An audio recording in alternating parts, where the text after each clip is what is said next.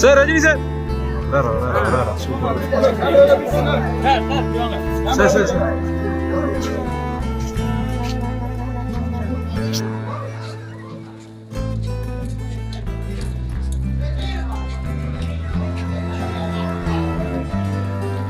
பெரிய மனிதர் ஜென்டில்மேன் அப்படின்னா அதுக்கு ஒரு எடுத்துக்காட்டு வந்து சரவணன் சார் அவர்கள் எப்பவும் வெளில ட்ரெஸ் போடுவாங்க. அதே மாதிரி அவருடைய உள்ளமும் வந்து அவ்வளோ வெளியாக இருக்கும். சினிமா வந்து உசிருக்கு உசிராக நேசிச்சவர். ஒரு 10 நிமிஷம் பேசுனா 10 தடவை அப்பாச்சி அப்பாச்சின்னு சொல்லிட்டு அவருடைய ஃபாதரை வந்து நினைவுபடுத்திக்கிறாரு. எம்எல்ஏ ரொம்ப அன்பு, என்னுடைய நல்ல விரும்பி, என்னுடைய கஷ்ட காலங்கள் எல்லாம் என்ன எனக்கு துணியாக நின்றவர். ஏவிஎம்ல வந்து ஒரு 9 படம் நான் ஆக்ட் பண்ணியிருக்கேன். அந்த 9 படமும் வந்து பெரிய ஹிட். அதுக்கு வந்து மெயின் காரணம் வந்து சரவணன் சார்னு சொன்னால் அது வந்து மெய்யாகாது. அது 80s வந்து முரட்டுக்காடு. தமிழில் வந்து மிகப்பெரிய பிரம்மாண்டமான செலவு எடுத்த படம் 80s. 20s வந்துட்டு சிவாஜி மிகப்பெரிய படம், பிரம்மாண்டமான படம். அதே மாதிரி இப்போ 20s வந்து இன்னும் ஒரு பிரம்மாண்டமான படம் எடுக்கணும்னு சொல்லி பேசிட்டு இருந்தாரு. ஸோ அது வந்து நடக்கவே இல்லை. அவருடைய மறைவு வந்து ரொம்ப மனசு பாதிக்குது. ஒரு ஆத்மா சாந்தி அடையலாம். அவர் மட்டும்தான் இருக்கு என்னுடைய ஆண்டு.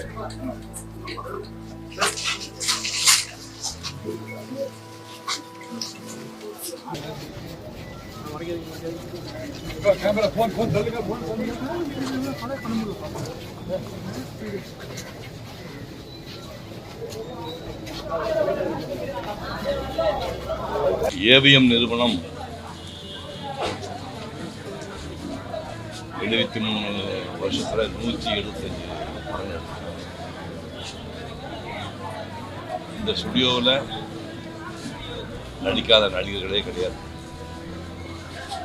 வைஜெயந்திமாலாவை அறிமுகப்படுத்தினாங்க, சிவாஜி அறிமுகப்படுத்தினாங்க, கமலஹாசன் அறிமுகப்படுத்தினாங்க, என்னை அறிமுகப்படுத்தினாங்க, எஸ்.எஸ். ராஜேந்திரன் அறிமுகப்படுத்தினாங்க.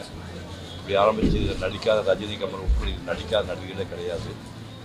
மியூசிக் டைரக்டர் எடுத்திங்கன்னா சுதர்சன் ஆரம்பித்து K P Mahadevan, M S. Viswanathan, Ilaiyaraaja, A R Rahman அப்படின்னு இசையமைப்பாளர் எல்லாருமே இதில் வேலை பார்த்துருக்காங்க. டைரக்டரில் வந்து கேஎஸ் கோபாலுக்கு சொந்தமாக ஸ்டுடியோ வச்சுருந்தாங்க, அவருக்கு ஜார்ஜ் பண்ணேன். ஏபி நாராயண் சொந்த படம் எடுத்தாலும் பார்த்தேன். ஸ்ரீதர் இவங்க தவிர பாக்யராஜ் உட்பட அத்தனை டைரக்டர்கள் இங்கே வேலை பார்த்துருக்காங்க. டைரக்டர்கள் சரி, நடிகர்கள் சரி, மியூசிக் டைரக்டர் சரி, எல்லாரும் வேலை பார்த்து இந்த நிறுவனத்தில் தான் 1967 என்னை எனக்கு சொந்த பேர் பழனிசாமி.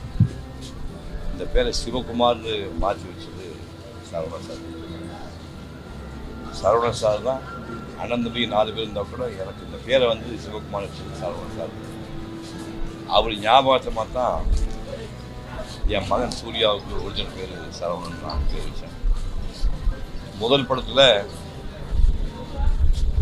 ஒரு முக்கியமான லவ் சீன் ஒரு 500 அடி வரும். அந்த லவ் சீன் போயிடுச்சு. அதுக்கப்புறம் பார்த்தா அந்த படத்துலேயே நான் வந்து 3 சீன் 4 சீன் துப்படா சீன் தான் வர மாதிரி இருக்கும். அப்புறம் நான் அந்த மாணிக்கம் ரெக்கார்டிங் தியேட்டர் பக்கத்தில் நின்று அழுதுட்டு இருந்தேன். அப்போ சரவணன் சார் வந்தார். சாரி சிவகுமார், இந்த கூட நடித்த பொண்ணுக்கு உங்களுக்கு மேட்ச் ஆகலை, அது கொஞ்சம் சீரியமாக தெரிஞ்சு சொல்லிட்டு அப்பச்சி ஒரு சீனை வெட்டிட்டாங்க. 500 அடி சீன் அதான் படத்தை மெயின் சீன், அதை தூக்கிட்டாங்க. அப்போ நான் ஓட்டல் அழுதுட்டு இருக்கும்போது சரவணன் சார் வந்து சீக்கிரமே உங்களுக்கு மிகப்பெரிய வேஷம் கொடுப்போம், நீ தைரியமாக இருக்கு அப்படின்னாரு. இது நடந்தது 1965. அப்போ 68 உயர்ந்த மனிதன் ஒரு படம், ஒரு உத்தர் புஷ்னு பெங்காலி படத்தை பேஸ் பண்ணி அவங்க பண்ணாங்க. கிருஷ்ணன் பஞ்சி டைரக்ட் பண்ணாங்க. சிவாஜி எனக்கு அப்பா வேஷம் பண்ணார். பாணிஸ்ரீ அது எனக்கு அம்மாவாக இருப்பாங்க. அதாவது சிவாஜி எஸ்டேட்டு வாட்ச்மேனுடைய பொண்ணை லவ் பண்ணி அவளுக்கு தெரியாமல் பிறந்த பையன் நான். படம் பூரா சிவாஜி நடிச்சிருப்பார், நான் சத்தியமூர்த்தின்னு அவர் பையனாக நடிப்பேன். நான் தான் ஒரு பையன், படம் பூரா தெரியாது, ஒரு வேலைக்கார பையனாக நடிச்சிருப்பார். படம் முடியும் போது தான் தெரியும் சப்ஜெக்ட். தமிழ் சினிமாவில் ஒரு மிகச்சிறந்த படங்கள் ஒரு 100 படங்கள் எடுத்திங்கன்னா அது ஒரு படம் உயர்ந்த மனிதன். அந்த மாதிரி ஒரு நடிக்க வச்சாங்க.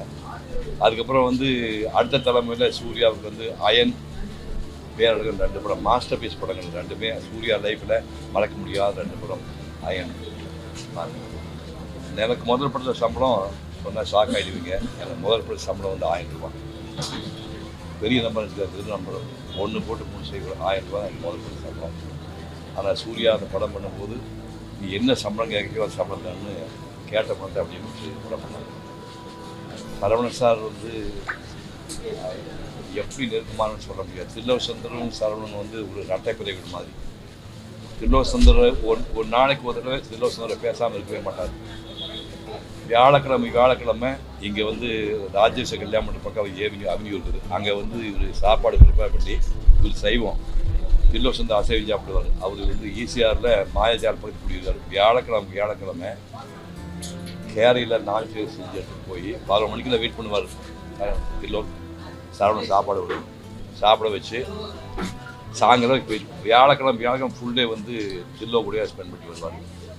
எப்போ தில்லோக்கு இறந்து போனாரோ அப்போவே இவருக்கு சேலை குடிஞ்ச பரவமாக ஆகிட்டார். அதுக்கப்புறம் வந்து நம்ப மாட்டேங்க, 2 நாளைக்கு ஒரு தடவை எனக்கு ஃபோன் பண்ணுவார். நான் அவரும் 1/2 மணி நேரம் பேசுவோம். என்னுடைய ஸ்பீச்சு பூராமல் ராமாயணம் மகாபாரதம் உட்பட எல்லா ஸ்பீச்சையும் வந்து டிவிடி வாங்கி நின்று போட்டு பார்ப்பார். போட்டு பார்த்துட்டு ரொம்ப பிரமாதம் பண்ணிக்க அப்படிம்பார்.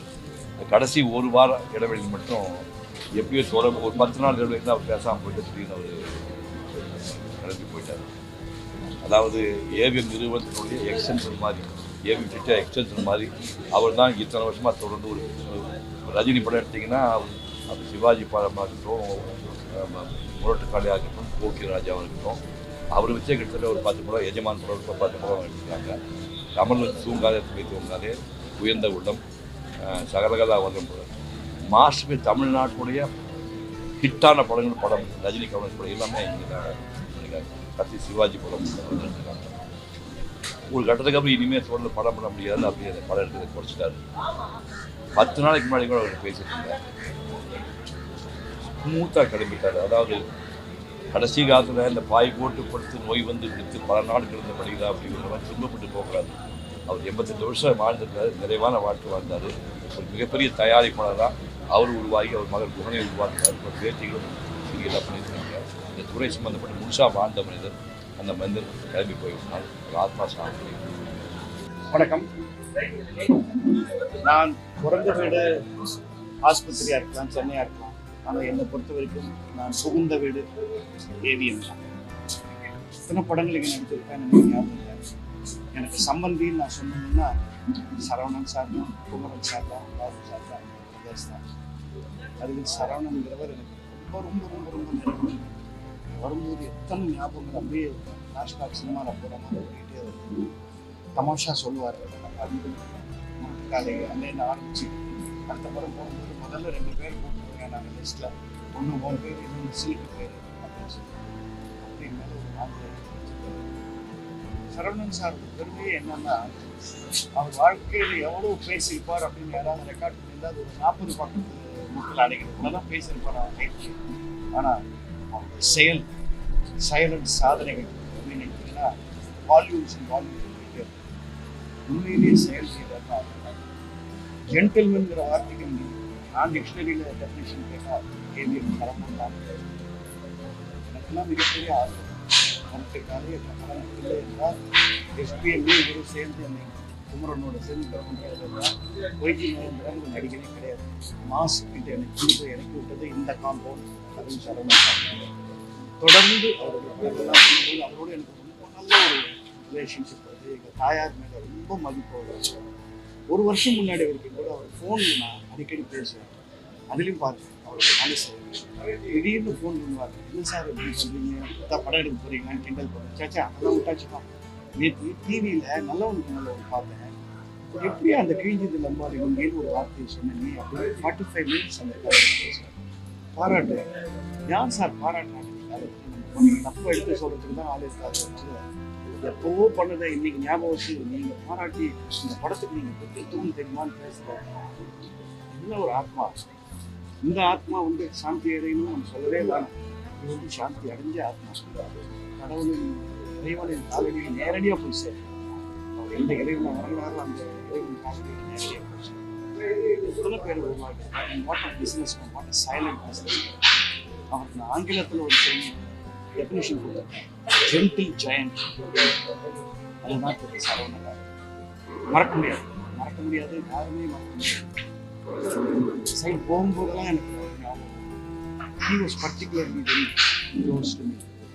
என்னோட ஃபோனில் பேச வச்சுருந்தா ரைட் ஏஜ் நியர் டெத் மறைந்தார் அப்படின்னு தான் சொல்லுவாங்க. இறந்தார்னு சொல்ல வார்த்தை இருக்காங்க. இருந்தார் மறைந்தார். இந்த மாதிரி பல நடிகர்களுக்கு அஸ்திவாரமாக இருக்க ஒரு நல்ல ஆத்மா. கண்டிப்பாக அவர் எங்கே இருந்தாலும் அவர் ஆத்மா சாந்தி அடைந்து எங்களை ஆசீர்வதித்து கொண்டே இருக்கிறார்.